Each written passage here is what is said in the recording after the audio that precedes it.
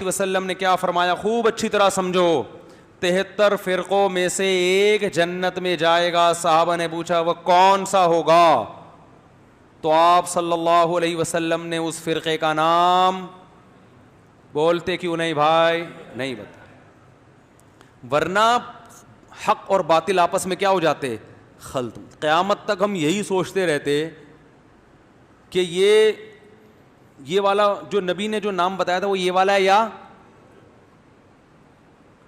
وہ جیسے مسلم لیگ نون قاف میم آ گئی نا، سارے مسلم لیگ ہیں، کوئی نون بن گیا، کوئی کیا بن گیا، قاف. اب سچی مچی کی مسلم لیگ کون سی ہے؟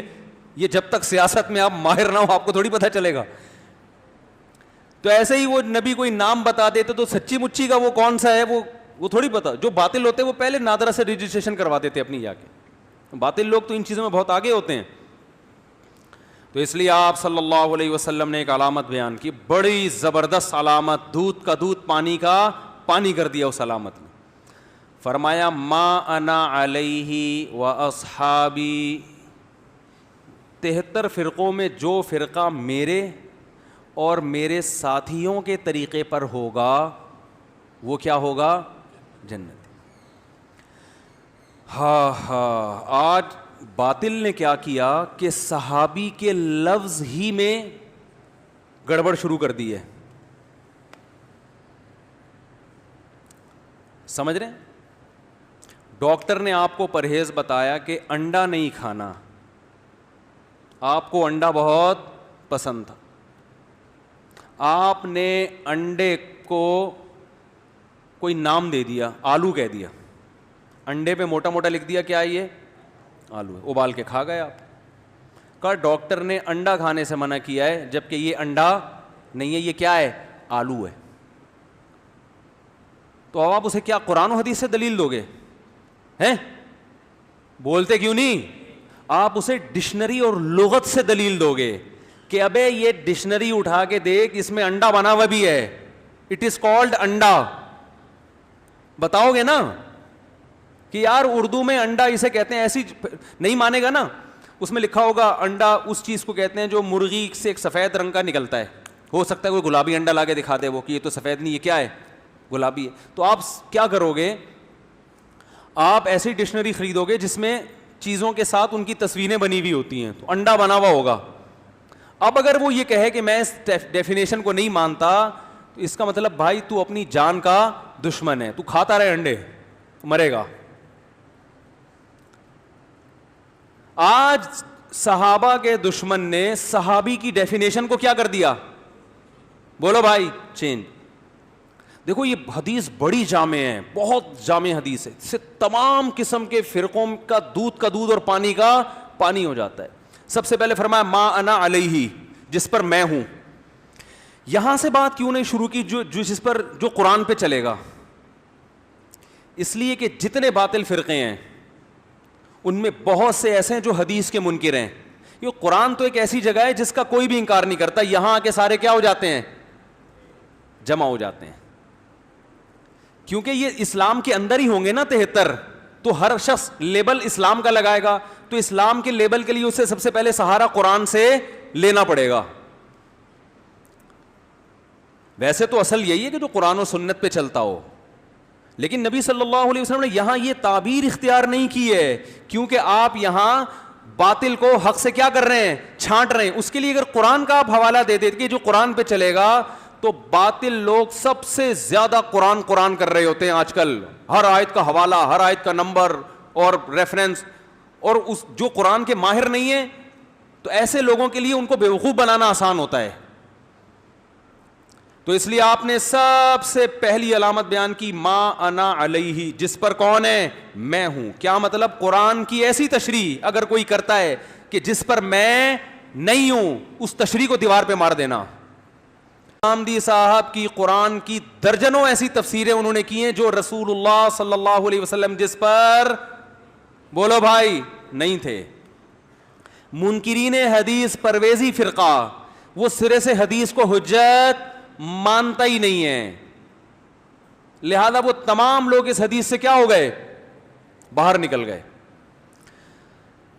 دوسری بات آپ نے فرمائی وَأَصْحَابِي، بعض لوگ ایسے آئیں گے جو میری حدیث کو مانیں گے لیکن اس کی تشریح ایسی کریں گے جس پر میرے صحابہ، بول لو کیا ہو گیا یار، نہیں تھے. تبھی ہم ہر حدیث میں دیکھتے ہیں کہ صحابہ نے اس پر کیسے عمل کیا. یہ جو آج کل ایک مزاج چل پڑا ہے نا کہ حدیث کا ریفرنس، یہ کافی نہیں ہے. یہ ایسا ہی ہے جیسے منکرین حدیث قرآن کا ریفرنس دے رہے ہوتے ہیں، حدیث کو کہاں لگا دیتے ہیں؟ سائڈ پہ، اور فنڈر گیری شروع کر دیتے ہیں کہ یار ہم تو ہر بات قرآن سے کرتے ہیں. جس کو حدیث کا نہیں پتا وہ ان کی باتوں میں آ جاتا ہے. تو یاد رکھو، اسی طرح بعض لوگ حدیثوں کے ریفرنس یاد کر کے بیٹھے ہوئے ہیں لیکن صحابہ کو کیا کر دیتے ہیں؟ سائڈ پہ. مشرکین مکہ یہ کہا کرتے تھے لو کان خیرا ما سبقونا الیہ، یہ قرآن مجید کی آیت ہے کہ اسلام اگر خیر ہوتا، سیدھا راستہ ہوتا، تو یہ جو عرب کے غریب لوگ، حضرت بلال حبشی، خباب ابن ارت جیسے لوگ، یہ لوگ ہم سے پہل نہ کرتے. یعنی ہم قوم کے سردار ہیں، ہم تو ہر خیر میں سب سے آگے ہوتے ہیں. تو یہ ابو بکر، عمر، عثمان، علی رضی اللہ عنہم، یہ جو صحابہ ہیں نا، یہ ہم سے پہلے اس طرف چلے گئے، یہ اس کی علامت ہے، یہ خیر کا کام نہیں ہے، کیونکہ ہم تو عرب کے سردار ہیں، ہم تو بڑے لوگ ہیں، ہر خیر میں ہم پہلے آگے ہوتے ہیں. تو ہمارا پیچھے ہونا خود اس کی علامت ہے کہ یہ کام کیا ہے، جس راستے پہ یہ چل رہے ہیں یہ غلط ہے. نہیں آ رہی بات؟ یہ ان کا عقیدہ تھا. ہمارا عقیدہ کیا ہے؟ اگر کوئی خیر کی چیز ہوتی، وہ کہتے تھے ما سبقونا، ہم کہتے تھے لسبقونا، لام تاکید کے لیے. اگر کوئی خیر کی چیز ہے تو صحابہ یقیناً ہم سے پہل کرتے. نہیں کی اس کا مطلب اس میں خیر نہیں ہے. یہ قرآن و حدیث کے نام پہ بیوقوف بنایا جا رہا ہے. بہت مشکل ہے بھائی، بہت مشکل ہے اس زمانے میں بات سمجھانا. پولیس والوں کو بھی بہت مشکل ہے. تو پولیس کیسے سمجھائے گی آپ؟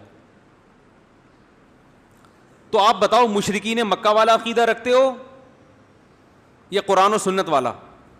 مشرکین مکہ کہتے تھے کہ اگر اس میں خیر ہوتی تو یہ ہم سے پہلے نہ جاتے. قرآن نے مشرکین کے اس قول کو رد کرنے کے لیے بیان کیا. اس کا مطلب قرآن بزبان حال یہ کہہ رہا ہے کہ ان کا پہل کرنا اس کی علامت ہے کہ یہ کیا ہے؟ خیر ہے. بہت سی حدیثیں اس وجہ سے رد کر دی جاتی ہیں کہ صحابہ نے اس پر عمل نہیں کیا. میں مثالیں دیتا ہوں. نبی صلی اللہ علیہ وسلم نے قبر پہ شاخ لگائی کہ جب تک یہ شاخ ہری ہے عذاب قبر نہیں ہوگا. علماء کہتے ہیں عام آدمی کے لیے یہ عمل سنت، بولو بھائی، نہیں ہے، کیونکہ صحابہ نے کبھی نہیں ملتا کہ کسی قبر پہ کیا لگائی ہو؟ شاخ. یہ اگر سنت عمل ہوتا، خیر کا کام ہوتا تو ابو بکر کرتے، عمر کرتے، عثمان کرتے، علی کرتے، ابن مسعود کرتے، ابو ہریرہ کرتے، معاذ ابن جبل کرتے، ابن عباس کرتے. نہیں کیا اس کا مطلب یہ عمل سنت نہیں ہے.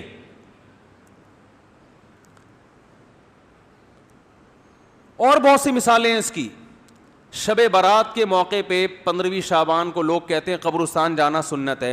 ہماری تحقیق میں بالکل بھی سنت نہیں ہے، نہ تو نبی صلی اللہ علیہ وسلم سے ثابت اور نہ صحابہ سے. اس بارے میں ایک بہت ضعیف روایت پیش کی جاتی ہے جس کی پوری سند پہ میں نے ایک دفعہ آڈیو ریکارڈنگ کروائی تھی.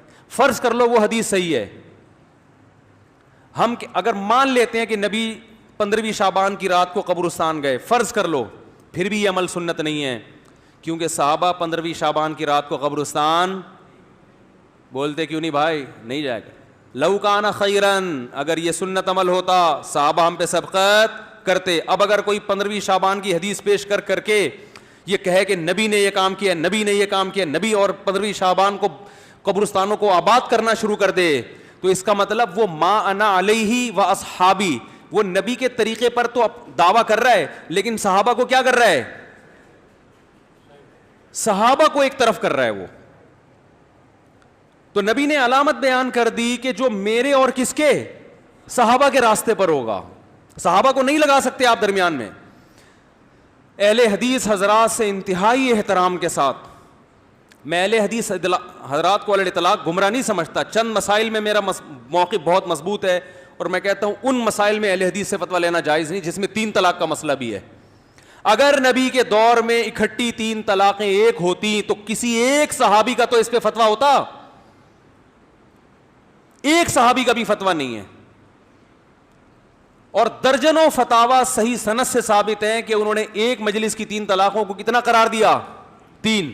ہمارے اہل حدیث حضرات یہ کہتے ہیں کہ حضرت عمر نے چونکہ قانون بنایا تھا اس لیے صحابہ اس قانون کو فالو کر رہے تھے, ورنہ نبی کا یہ فیصلہ نہیں ہے. پہلی بات تو یہ بات ہی غلط ہے, یہ عقل اس کو تسلیم ہی نہیں کرتی ہے کہ بیوی کے حلال و حرام کرنے کا اختیار کس کے پاس آ جائے؟ حضرت عمر کے پاس. دوسری بات یہ فرض کر لو تھوڑی دیر کے لیے, جب قانون بنا دیا, فرضی ہے, حقیقت میں نہیں بنایا قانون نے, کچھ بھی نہیں ہے ایسا, یہ ممکن نہیں ہے کہ اللہ جس بیوی کو حلال کہہ رہا ہے حضرت عمر اس کو کیا کر دیں؟ حرام. یہ ممکن نہیں, یہ تحریف ہے دین میں, یہ سیاست نہیں ہے. اتنی بڑی تحریف کا مرتکب حضرت عمر ہوں گے کہ مرتکب حضرت, یہ ناممکن ہے. اور اگر ہو رہے ہیں تو سارے صحابہ اس کو مان لیں, یہ بھی نام. وہ تو بھائی کپڑوں پہ اعتراض کیا کرتے تھے کہ عمر یہ آپ کا اتنا لمبا کرتا کہاں سے آ گیا؟ مال غنیمت میں تو اتنا بڑا کرتا نہیں ملا کسی کو. وہ صحابہ تھے بھائی, وہ ہماری طرح تھوڑی تھے. ہمارے سیاسی لوگ کیا ہوتے ہیں؟ مشہور ہیں لوٹے ہونے میں, لڑکتے رہتے ہیں کبھی ادھر کبھی. وہ صحابہ تھے. حضرت عمر نے منبر پہ اعلان کیا کہ 400 درہم سے زیادہ کسی عورت کا مہر نہیں ہوگا, کیونکہ مہر بہت زیادہ ہونا شروع ہو گیا تھا. اور یہاں سیاستاً پابندی لگانے کی اجازت بھی تھی, کیونکہ مہر کا تعلق بیوی کے حلال یا حرام ہونے سے نہیں ہے. گورنمنٹ جیسے چیزوں کے ریٹ متعین کر دیتی ہے نا, بھائی آٹا اس سے زیادہ نہیں بیچ سکتے, تو یہاں سیاست کی اجازت بھی تھی کہ بھائی مہر بہت زیادہ ہو رہا ہے, لڑکیوں کی شادیوں میں مشکلات ہو رہی ہیں, تو 400 سے اوپر پہ پابندی. یہ سیاسی پابندی تھی, اس کو بھی صحابہ نے قبول نہیں کیا. ایک عورت کھڑی ہو گئی ممبر پہ بیٹھے ہوئے ہیں اور پابندی لگا رہے ہیں کہ 400 درہم سے زیادہ نہیں. عورت کھڑی ہو کے کہنے لگی کہ اے عمر, قرآن میں اللہ کا ارشاد ہے وَإِنْ آتَيْتُمْ إِحْدَاهُنَّ قِنْطَارًا فَلَا تَأْخُذُوا مِنْهُ شَيْئًا, اگر ایک عورت کو سونے کا پہاڑ بھی مہر میں دیا ہو تو کچھ بھی واپس نہیں لے سکتے. تو اللہ تو سونے کے پہاڑوں کا تذکرہ کر رہا ہے اور آپ 400 سے زیادہ پر کیا لگا رہے ہیں پابندی. حالانکہ قرآن نے یہ نہیں کہا تھا کہ سونے کا پہاڑ مہر میں دینا چاہیے, وہ تو ایک مثال تھی. لیکن حضرت عمر نے جب یہ آیت سنی ہے ایک دم خاموش ہو گئے اور فرمایا اخطأ رجل واصابت امرات, مرد سے غلطی ہوئی اور عورت نے صحیح بات کہی. اور مرد بھی کون؟ جو خلیفۃ المسلمین ہے. فرمایا وہ غلطی کر رہا ہے اور ایک عورت کیا کہہ رہی ہے؟ وہ حق بات کر رہی ہے. فوراً رجوع کر لیا اپنے اس فیصلے سے. تو بتاؤ حضرت عمر اگر 3 طلاقوں پہ پابند کہتے کہ 3 ہی ہوں گی تو 20 عورتیں کھڑی ہو جاتی کہ ہمارے میاں نے جب 3 دی ہیں اور ہوئی 1 ہے, اور قرآن کہہ رہا ہے کہ اکٹھی 3 ایک ہوتی ہیں, حالانکہ کہہ نہیں رہا لیکن خود ہی فرض کر لیا کہ کہہ رہا ہے, تو آپ کون ہوتے ہیں ہمیں اپنے شوہروں پر حرام کرنے والے, ہمارے گھر اجاڑنے والے؟ ایک صحابی نہیں کھڑے ہوئے, نہ کوئی عورت, کوئی بھی نہیں. تو اس کا مطلب ہے میرے بھائی یہ ما انا علیہ و اصحابی میں سے اصحاب کو کیا کیا جا رہا ہے؟ 3 طلاق کے مسئلے میں آپ اصحاب رسول کو کیا کر رہے ہو؟ ایک طرف کر رہے ہو. تو یہ بہت بڑا مسئلہ ہے. ایک گمراہی یہ ہے کہ آپ صحابہ کے عمل کو درمیان سے نکال دیں. اس سے بڑی گمراہی یہ ہے کہ آپ صحابہ کو حجت ماننے سے انکار کر دیں.